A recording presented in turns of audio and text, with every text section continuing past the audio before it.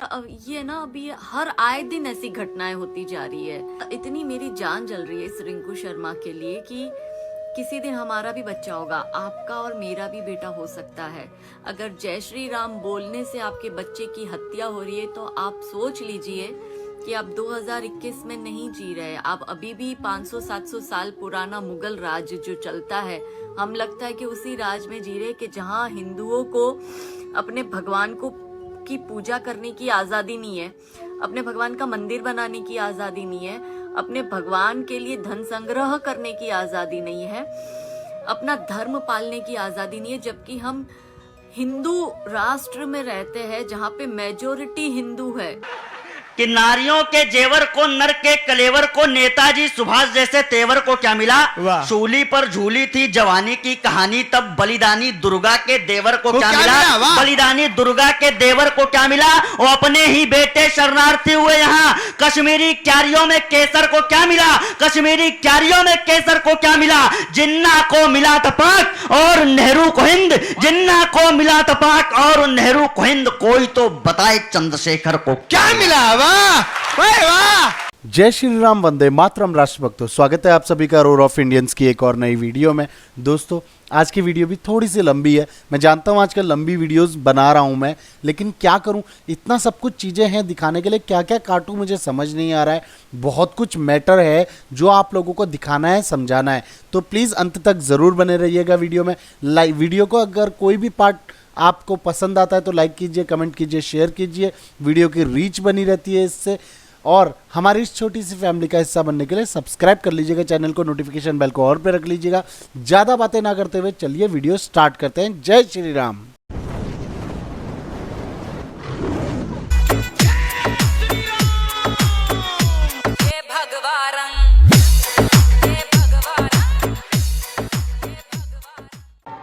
सोनिया गांधी जिंदाबाद, कांग्रेस पार्टी जिंदाबाद, राहुल गांधी जिंदाबाद, प्रियंका चोपड़ा जिंदाबाद।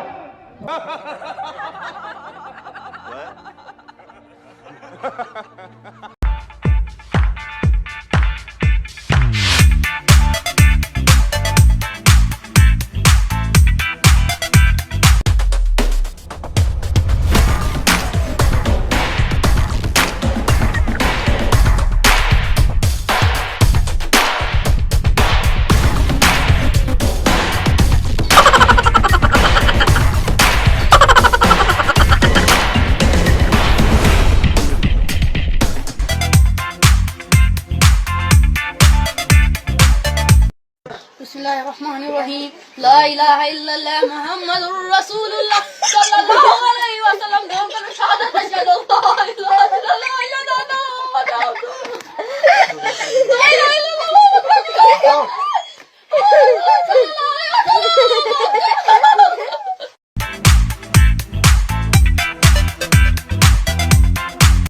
अरे भाई, हाँ भाई, वायरस की वजह से तुम मास्क नहीं पहनते। भाई इस कपड़े के टुकड़े पर क्या भरोसा रखना है। रखना है तो उस ऊपर वाले पे रखो। कहीं पे कुछ नहीं था। मेरे भाई प्लीज़ अपना सपोर्ट हमेशा मेरे ऊपर रखना। मैं आज से वीडियो नहीं डाल पाऊंगा टिकटॉक पे, क्योंकि डॉक्टरों ने मुझे कोरोना बताया है कि कोरोना वायरस हो गया मुझे। ठीक है मेरे भाई, सपोर्ट रखना और अपनी अपनी दुआ करना मेरे हक में। तो भैया देखो, ये डॉक्टर फिरोज खान है। डॉक्टर के नाम से दुकान खोलकर और इसमें भीतर दवाई छोटी मोटी रखकर और ये बेच रहे हैं मुर्गा।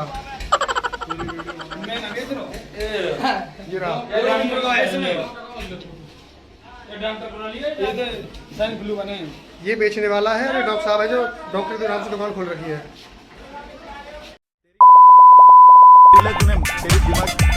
तेरे जितने भी जय श्री राम वाले एक एक को ढूंढ के निकाले की मौत मारेंगे। याद रखना, तैयार रहना तुम लोग। मिलोगे तुम लोग। मैं सब दोस्तों से कहना चाहूंगा, वीडियो को इतना शेयर करना दोस्तों। ये वीडियो पूरे फेसबुक पे वायरल होना चाहिए। इन तमाम जय श्री राम वालों को, इन सुअर के पिल्लों को मेरा वीडियो इन लोगों को मिलना चाहिए। क्या उखाड़ क्या लोगे जय श्री राम वालों, हिजड़ो तुम्हारी माँ। कि मेरे साथ तो लोग ऐसा करेंगे, लोग मुझे इतना मारेंगे, मुझे इस बात का जरा सा भी अंदाजा नहीं था। मेरा आखिरी वीडियो है सोशल मीडिया में। आज के बाद मैं कभी कोई वीडियो नहीं डालूंगा और उन तमाम सारे लोगों से मैं माफी मांगता हूँ।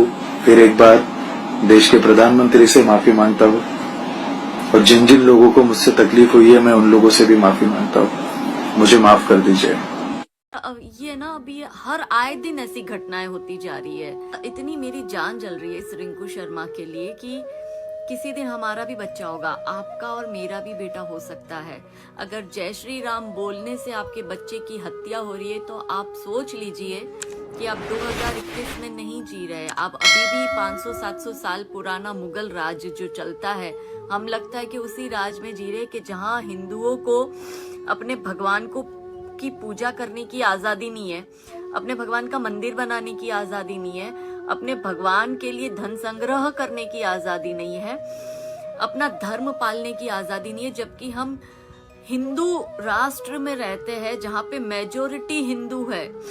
आप सोचिए कि जहाँ ये माइनॉरिटी में है वहाँ ये इस कदर कत्लेआम और आतंकवाद मचाते हैं। तो आप सोचो कि जहाँ ये मेजोरिटी में होंगे या भारत के ऐसे राज्य जहां इन लोगों की मेजोरिटी है या उन इलाकों में जहां इनकी मेजोरिटी है, वहां इन्होंने हिंदुओं का क्या हाल किया होगा।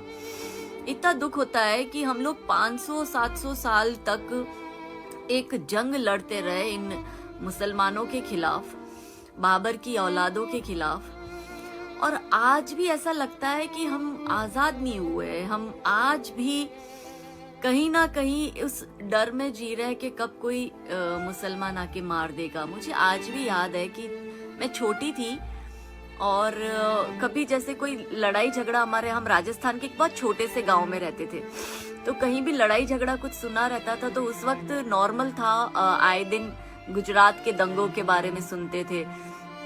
तो हमारी जो मम्मी थी, पिताजी तो मेरे बहुत जल्दी गुजर गए थे, तो मम्मी बोलती थी नहीं चुप रहो, कुछ नहीं बोलना चाहिए क्योंकि ये मुसलमान है, उनसे तो डर कर ही रहना पड़ेगा। ये मेरी मम्मी बोलती थी। मुझे याद आता है मैं बहुत छोटी थी, 14-15 साल की, 13 साल की कुछ। तो वो ऐसे बोलते थे कि ये तो हर जगह इन लोगों का ऐसा है, गुजरात में ही देख लो कैसा कैसा हो रहा है, पर हमें कुछ बोलना नहीं है, हमें मुसलमानों से डर के रहना पड़ेगा वरना ये तो घर में घुस के मारेंगे। तब मेरे जहन में ये ख्याल आता था कि ऐसा क्यों, मतलब हम क्यों डरे मुसलमानों से। हम इसलिए डर रहे हैं क्योंकि हमारे में एकता नहीं है, हम जातिवाद में बटे हुए हैं, हम पता नहीं जातिवाद से ऊंचे ही नहीं आ रहे। हम बंगाली बन जाते हैं, हम गुजराती बन जाते हैं, हम महाराष्ट्रन बन जाते हैं, हम बिहारी बन जाते हैं, लेकिन हम कभी हिंदुस्तानी नहीं बने। हम अलग अलग जाति में बटकर वोट बैंक की राजनीति में इतने अंधे हो चुके हैं कि हमें अपना ही पतन नहीं दिखाई दे रहा है। ये जो घटना हुई ना रिंकू शर्मा की, ये कोई पहली घटना नहीं है। आप देखो कि जब से दिल्ली पर अरविंद केजरीवाल आके बैठा है, ये जो इसका 5-6 सालों का, 7 सालों का, 6 साल का इसका जो भी कार्यकाल है अरविंद केजरीवाल का, उसमें आप देखो कि कितने हिंदू बच्चों की मॉब लिंच हुई है। आप अंकित सक्सेना से लेके चंदन गुप्ता से लेके आप अब ये रिंकू शर्मा की बात कर लो, उसमें आईबी ऑफिसर भी आ गया। इनके आपके कार्यकर्ता से लेके इनके विधायक तकों ने दिल्ली दंगे में हिंदुओं को सरेआम जिंदा जला दिया, मार दिया, काट दिया। पर पता नहीं हम हिंदू प्याज टमाटर के भाव से ऊंचे ही नहीं आते हैं, हम फ्री की बिजली, फ्री के पानी से ऊपर नहीं आते हैं। ये बच्चा चला गया रिंकू शर्मा, क्या होगा? कुछ लोग मिलकर इसके लिए डोनेशन कैंपेन करेंगे। हम क्या कर सकते हैं? ज्यादा से ज्यादा परिवार को आर्थिक मदद कर सकते हैं। पर वो छोटा बच्चा 26 साल का, जिसके सामने उसका पूरा लाइफ था, पूरा करियर था, क्या वो लौट के आएगा? मेरे भी बच्चे हैं, मुझे नहीं लगता कि पूरी दुनिया की दौलत भी मेरे बेटे की या मेरे बच्चों की या किसी के भी बच्चों की भरपाई कर पाए। तो ये दिल को एक तसल्ली देने, लेकिन कट इट इन शॉर्ट, क्या वो बच्चा वापस आएगा?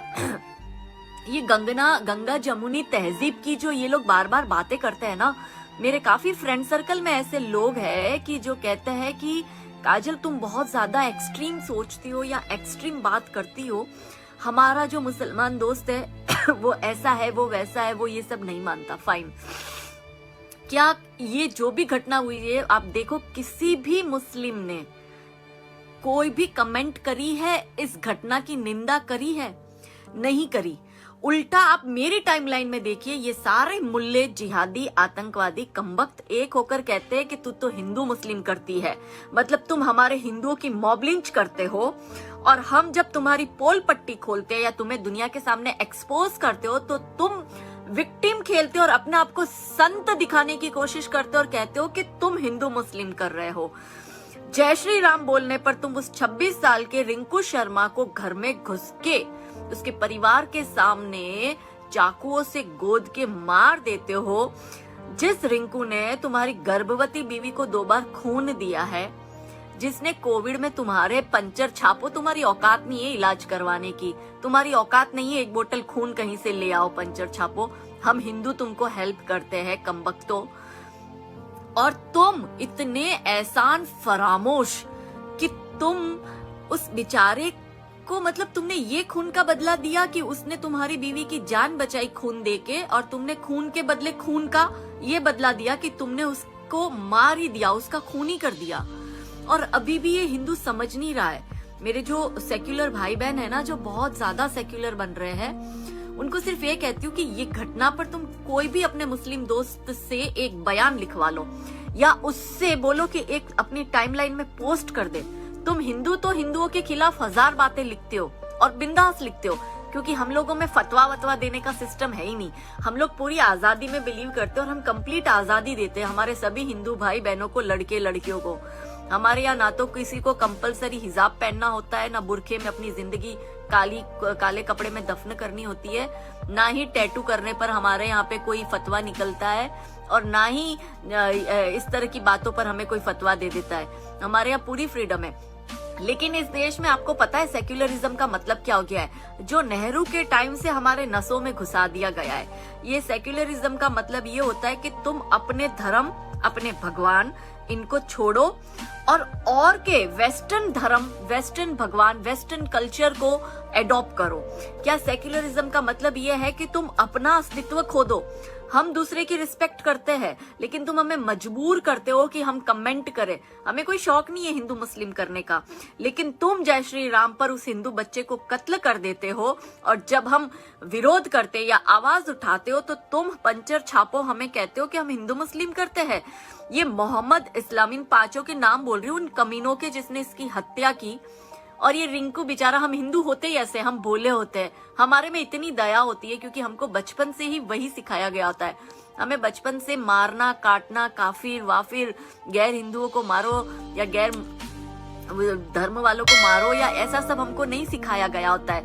लेकिन ये जो मोहम्मद इस्लाम, दानिश, नसरुद्दीन, दिलशाद इस्लाम और दिलशन, ये जो 5 लोगों ने इसको, रिंकू को जो मारा है ना, शर्म आती है उस बस्ती वालों पर जो पास में देखकर भी तमाशा देख रहे थे, जो बचाने नहीं गए उस लड़के को। या शर्म आती है मुझे अपने आप को हिंदू कहने में कि भाई मेरा हिंदू धर्म इतना कमजोर कैसे हो गया है कि बार बार कटने के बाद भी, मरने के बाद भी ये ऐसा क्यों कायर बनता जा रहा है। आपकी जेब में 2000 के नोट होगी, कुछ लोगों के पास भाग्यशाली होंगे तो 200 के भी होंगी, 500 की नोट होगी, उन पर एक चित्र छपा है, महात्मा गांधी का चित्र। मैं एक बात कहने की कोशिश करता हूँ, वे निश्चित ही इस देश के बड़े होंगे तो आप उनका चित्र 2000 के नोट पर छाप दीजिए। वे और भी बड़े होंगे तो 500 के नोट पर उनका चित्र छाप दीजिए। वे और भी बड़े होंगे तो आप 200 के नोट पर उनका चित्र छाप दीजिए। वे और भी बड़े हों तो आप 100 के नोट पर उनका चित्र छाप दीजिए। लेकिन एक प्रश्न रखना चाहता हूँ, क्या वीर चंद्रशेखर आजाद का बलिदान इतना कमजोर था कि आप उन्हें 10, 20 और 50 के नोट पर नहीं छाप सके? मुझसे लोगों ने पूछा ऐसा क्यों किया गया, क्या देश की करेंसी को डिजाइन करने वाले लोग देश के गद्दार थे? तो मैंने कहा वो देश के गद्दार नहीं थे, बहुत बड़े दूरदर्शी थे, बहुत बड़े विद्वान थे। वे जानते थे कि आने वाले समय में यही 1500, 10, 20, 50 के नोट मुंबई में बारबालाओं के चरणों में लुटाए जाएंगे, इसीलिए उन्होंने चंद्रशेखर आजाद का चित्र नहीं छापा। कि नारियों के जेवर को, नर के कलेवर को, नेताजी सुभाष जैसे तेवर को क्या मिला? वाह। शूली पर झूली थी जवानी की कहानी, तब बलिदानी दुर्गा के देवर को क्या क्या मिला? मिला? वाह। बलिदानी दुर्गा के देवर को क्या मिला? वो अपने ही बेटे शरणार्थी हुए यहाँ। कश्मीरी क्यारियों में केसर को क्या मिला? कश्मीरी क्यारियों में केसर को क्या मिला? जिन्ना को मिला था पाक और नेहरू को हिंद, जिन्ना को मिला था पाक और नेहरू को हिंद, कोई तो बताए चंद्रशेखर को क्या मिला? वाह भाई वाह, भाई वाह, कमाल, जिंदाबाद, वाह। लोग यहां तक आ गए कि जिसको जो मना है संसद के अंदर, राज्यसभा के अंदर कुछ भी कह देगा और हम लोग आप चुप बैठेंगे। 4 पंक्तियां पढ़ता हूं, राम इस देश के लिए है क्या? कि केस जो महेश के विशेष खुलते न यदि, भगीरथी भाग्य वेग शेष नहीं होता जी। वाह। कि केस जो महेश के विशेष खुलते न यदि, भगीरथी भाग्य वेग शेष नहीं होता जी। जानवी का जल जंगलों को जन्म देता ना तो, जानवी का जल जंगलों को जन्म देता ना तो, संगठित वसुधा का भेष नहीं होता जी। होता ना विराट शैल राट का ललाट, फिर धरती ना होती तो नगेश नहीं होता जी, धरती ना होती तो नगेश नहीं होता जी। और भारत की आत्मा के प्राण तत्व श्री राम, भारत की आत्मा के प्राण तत्व श्री राम, राम जी ना होते तो यह देश नहीं होता जी। वाह भाई वाह। एक अमरनाथ में हमला हुआ, वहां से बात शुरू करने की कोशिश करता हूं। कविता में अगर 1-2 नाम बढ़िया फिट कर दिया हो तो हाथ खोल के आशीर्वाद देना। स्वागत है। कि आज एकता के वादे फिर से चकनाचूर हुए, आज एकता के वादे क्षण भर में चकनाचूर हुए, आज एकता के वादे क्षण भर में चकनाचूर हुए। हिंदू बेटे अमरनाथ ना जाने को मजबूर हुए, हिंदू बेटे अमरनाथ ना जाने को मजबूर हुआ। क्या मैं बताने की कोशिश करता हूं वहां क्या चल रहा था। कि निरपेक्ष धर्म के सागर के उस पार उतारे जाओगे, हे हिंदू जागे ना तो सबके सब मारे जाओगे, हे हिंदू जो जागे ना सबके सब मारे जाओगे। अलग अलग बहती नदियों का हमको मीन समझते हैं, श्री राम के बेटों को वो साहतहीन समझते हैं। क्या अद्भुत परिणाम मिला है, क्या अद्भुत परिणाम मिला है गांधी की परिपाटी का। लेकिन तेवर मरा नहीं है अब भी हल्दी घाटी का, लेकिन तेवर मरा नहीं है अब भी हल्दी घाटी का। बार बार के अपराधों की फिर ना होती माफी। और एक पंक्ति पढ़ता हूं, अगर इस पूरे पांडाल में, पूरे सदन में विस्फोट हो जाए हिंदुत्व का तो हाथ खोलना। हाँ। कि बार बार के अपराधों की फिर ना होती माफी है, बार बार के अपराधों की फिर ना होती माफी है। हाजी और गाजी के खातिर यति बाबा ही काफी है।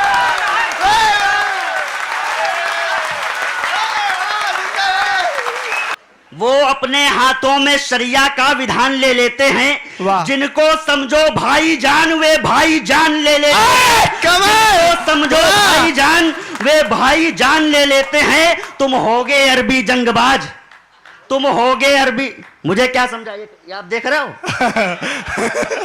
भाई ये अच्छा है। तुम होगे अरबी जंगबाज तो हम भी बेहद जंगी हैं। 10 चच्चा जानों पर भारी एकमात्र बजरंगी है, 10 चच्चा जानों पर भारी एकमात्र बजरंगी है, 10 चच्चा जानों पर भारी एकमात्र बजरंगी है। और 2 पंक्तियां पढ़ता हूं, हाथ फिर खोलना। इतिहासों के पृष्ठों में घटना विख्यात बना देंगे, इतिहासों के पृष्ठों में घटना विख्यात बना देंगे, इतिहासों के पृष्ठों में घटना विख्यात बना देंगे। कश्मीर को 2002 का गुजरात बना देंगे। कि जिस धरती ने विश्व गुरु बन वसुधा का उद्धार किया, वाह। जिस धरती ने विश्व गुरु बन वसुधा का उद्धार किया, जिस धरती ने विश्व गुरु बन वसुधा का उद्धार किया, कालांतर में कुछ यवनों ने उस पर ही अधिकार किया। ब्रह्म सूत्र फेंके जाते थे लाल लाल अंगारों पर, जिसने तिलक लगाई उसकी गर्दन थी तलवारों पर, जिसने तिलक लगाया उसकी गर्दन थी तलवारों पर। यवनों से मुक्ति पाई तो अंग्रेजों पर अटक गए, यवनों से मुक्ति पाई तो अंग्रेजों पर अटक गए। जैसे आसमान से टपके और खजूर पर लटक गए। कारतूस में अंग्रेजों के द्वारा चर्बी भरने पर, कारतूस में अंग्रेजों के द्वारा चर्बी भरने पर कारतूस में अंग्रेजों के द्वारा चर्बी भरने पर भारत का सोया पौरुष जागा गौ माता के मरने पर, भारत का सोया पौरुष जागा गौ माता के मरने पर, मातृभूमि पर। और क्या हुआ कि महासमर का बिगुल बजा, मंगल पांडे की फांसी से रणचंडी बनके निकली लक्ष्मीबाई भी झांसी से, रणचंडी बनकर निकली लक्ष्मीबाई भी झांसी से। मातृभूमि पर पुनः गुलामी का जब संकट गहराया, मातृभूमि पर पुनः गुलामी का जब संकट गहराया, तब भारत माँ का बेटा अफ्रीका से वापस आया, तब भारत माँ का बेटा अफ्रीका से वापस आया। सत्य अहिंसा का व्रतधारी तीव्र वेग की आंधी था, आजादी का सपना पाले वो व्यक्ति महात्मा गांधी था, आजादी का सपना पाले वो व्यक्ति महात्मा गांधी था। गांधी जी तो गोरों से आजादी का दम भरते थे, इसीलिए शेखर सुभाष भी उनका आदर करते थे, इसीलिए शेखर सुभाष भी उनका आदर करते थे। माना गांधी ने कष्ट सहे हैं अपनी पूरी निष्ठा से, माना गांधी ने कष्ट सहे थे अपनी पूरी निष्ठा से, और भारत प्रख्यात हुआ है उनकी अमर प्रतिष्ठा से, और भारत प्रख्यात हुआ है उनकी अमर प्रतिष्ठा से। कविता की एक प्राण पंक्ति देना चाहता हूं, लेकिन याद रखना कि जहां पर दो सद्गुण मिलते हैं तो वहां पर क्या होता है, जहां पर दो अमृत मिलते हैं तो क्या होता है कि सत्य अहिंसा कभी कभी अपनों पर ही ठन जाता है, सत्य अहिंसा कभी कभी अपनों पर ही ठन जाता है। घी और शहद अमृत है पर मिलकर के विष बन जाता है। भाई बड़ी बात है, घी और शहद अमृत है पर मिलकर विष बन जाता है, कमाल है। घी और शहद अमृत हैं पर मिलकर के विष बन जाता है। गांधी को विश्वास नहीं था कभी क्रांति की पीढ़ी पर, गांधी को विश्वास नहीं था कभी क्रांति की पीढ़ी पर। धीरे धीरे बापू चढ़ गए अहंकार की सीढ़ी पर, धीरे धीरे बापू चढ़ गए अहंकार की सीढ़ी पर। तुष्टिकरण के खूनी खंजर घोंप रहे थे गांधी जी, तुष्टिकरण के खूनी खंजर घोंप रहे थे गांधी जी, तुष्टिकरण के खूनी खंजर घोंप रहे थे गांधी जी, तुष्टिकरण के खूनी खंजर घोंप रहे थे गांधी जी। अपने सारे निर्णय हम पर थोप रहे थे गांधी जी। महाक्रांति का हर नायक तो उनके लिए खिलौना था, उनके हट के आगे जम्बू द्वीप हमारा बौना था, उनके हट के आगे जम्बू द्वीप हमारा बौना था। निरपेक्ष धर्म के प्याले में विष पीना हमको सिखा दिया, निरपेक्ष धर्म के प्याले में विष पीना हमको सिखा दिया। दो चाटे खाकर बेशर्मी से जीना सिखा दिया। इसीलिए भारत अखंड का दौर गया, इसीलिए भारत अखंड का दौर गया। भारत से पंजाब सिंध रावलपिंडी लाहौर गया। वाह बढ़िया। तब जाकर के सफल हुए जालिम जिन्ना के मंसूबे, तब जाकर के सफल हुए जालिम जिन्ना के मंसूबे।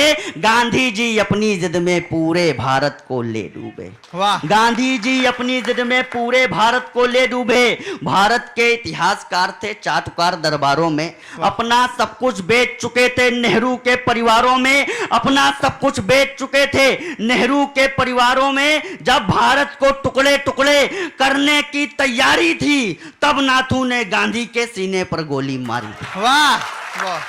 अगर वीडियो जरा सी भी पसंद आई तो लाइक और कमेंट जरूर कर दीजिएगा, हो सके तो शेयर कर दीजिए वीडियो को, और अगर आपके बजट में आता हो तो हमारे इस छोटे से चैनल को सब्सक्राइब करके नोटिफिकेशन बेल को ऑल पे रख लीजिएगा।